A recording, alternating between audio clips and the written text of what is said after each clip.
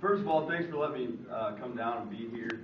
It's nice to kind of see some faces that I recognize and catch up a little bit. So just start by talking a little bit just about myself. I'm from Wagner, South Dakota, not too far from here. I wouldn't vacation there probably if I was you, but some of you have been through there. So, but yeah, I grew up in Wagner, so very familiar with with Yankton and this part of the country. So haven't really been a South Dakota kid my whole life, and played it and coached at the University of Sioux Falls, and fortunate enough to play on some good teams and coach with some good players and some good teams. And I learned a lot more than anything. I'd like to take credit for all those wins that I was a part of, but I sure can't. But I did try to learn as much as I could.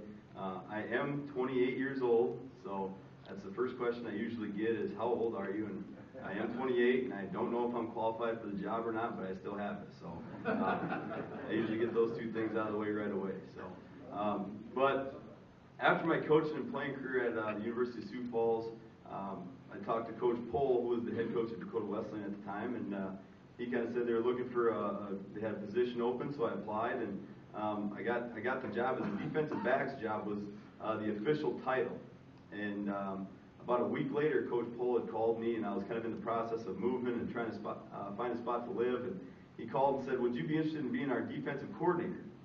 And I'm going to back up a little bit, because when I played in college, I played defense. I played defensive back and linebacker. And then when I coached on the offensive side of the ball. So I always wanted to coach defense. That's all I wanted to do. But I'd never game planned. I'd never schemed anything defensively. So I kind of thought, when he had asked me that, it was like some type of rookie joke, hey, let's mess with the new guy. And so he asked me, hey, would you be interested in being the defensive coordinator? I said, yeah, I'd like to, but are you being serious? And he said, yeah.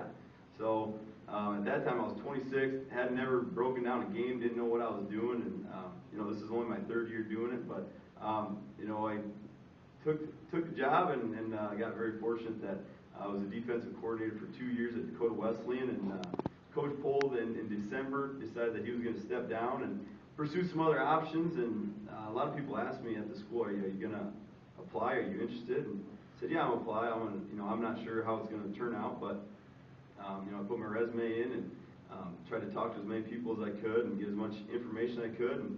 And pretty sure that they kind of felt bad for me, because I was always in our athletic director's office just kind of begging and pleading for the job. So he maybe just wanted to give it to me just because, so I'd stay out of there. But I got fortunate, and I got the job on January 12th of this year. And my daughter was born January 9th, so it was kind of a week that you'll never really live over again. You have in the hospital, and you're not sure if you get this job or this or that. So it was a lot of fun. But so that's kind of where we were, my career and history. And like I said, it's always been in South Dakota and Southeast South Dakota, and I wouldn't change that for anything. So Dakota Wesleyan football right now. I'm happy to say that we're doing some very good things. We've been ranked in the top 25. We just recently dropped out of the polls after losing to a pretty good Northwestern team last week. But we were 19, we were 23, we were 25, and kind of bouncing up and down in that bottom part of the polls, which for us is pretty good. I'm a firm believer in having South Dakota kids on your team. And right now, I was telling Wes and John that 17 of our 22 starters, offensively and defensively, are from South Dakota. And so, we're pretty happy with that. And we're going to continue to do that and live on South Dakota kids. And we're going to supplement those guys with guys from Nebraska or Iowa, because we still consider that our backyard. But the nucleus of our guys are going to be South Dakota guys. And I don't have any trouble saying that and feeling confident with that. We signed 28 of our 48 freshmen were South Dakota kids last year. So that's kind of where we're at in terms of a staff. And our staff, we got 4 out of our 6 coaches are South Dakota guys. So feel good about that. You got to know how the weather's going to be around here, so you can tell your players that. And if they're from South Dakota, they've at least experienced it once or twice. So that's kind of a little bit about our staff. As a football team and a program right now, we're 5-3.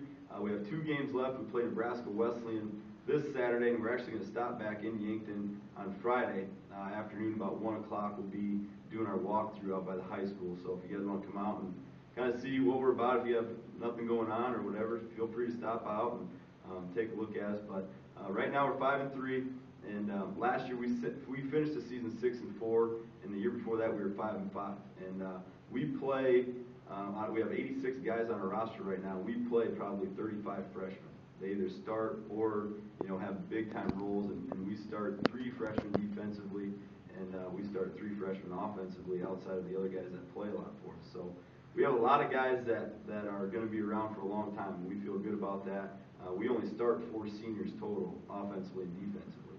So the future is very good for us. We have taken our lumps a little bit, and unfortunately, when you play young guys, like Coach Schlickman said, they are inexperienced, and usually the time that they learn something and get it cemented in their heads when they make a big mistake. But we've done that, but our guys have learned from that, and we've matured. And, I think the only game that we really were outclassed in was the Morningside game, and a lot of that had to do with Morningside, but a lot of that had to do with our guys being a little intimidated in that game. But we want to be an elite team in the conference. That's our goal.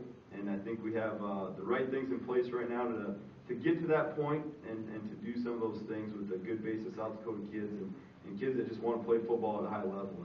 And we expect that, and they understand that, and they work extremely hard. And, our goal is to finish out 7-3. And I think in the last 29 years, there's only been 3 teams at Dakota Wesleyan that have finished 7-3.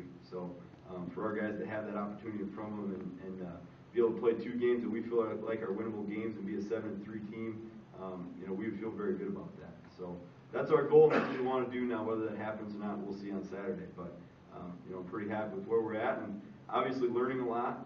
The thing I kind of joke about is when I was a defensive coordinator the last 2 years, no one really cared what I had to say. Now all of a sudden, everybody wants to talk to me. So it's kind of fun. Yeah, I'm obviously biased, but he's the best back in the league. He still leads the conference in rushing yards per game. I think he's averaging 170 yards rushing a game, 167, something like that.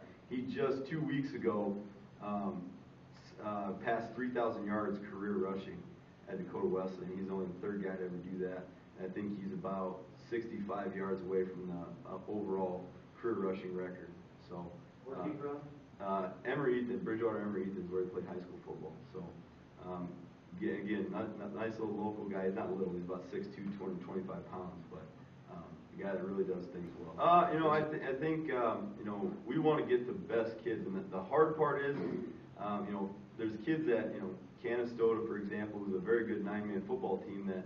They have a lot of very, very good football players, but you talk about Potter County, for example, Gettysburg and Hovind and all those schools. They got some good football players up there, but it's hard to see those guys. And the thing that we tried to do this summer is we saw over 1,000 high school kids this summer at different camps and stuff that we went to or put on.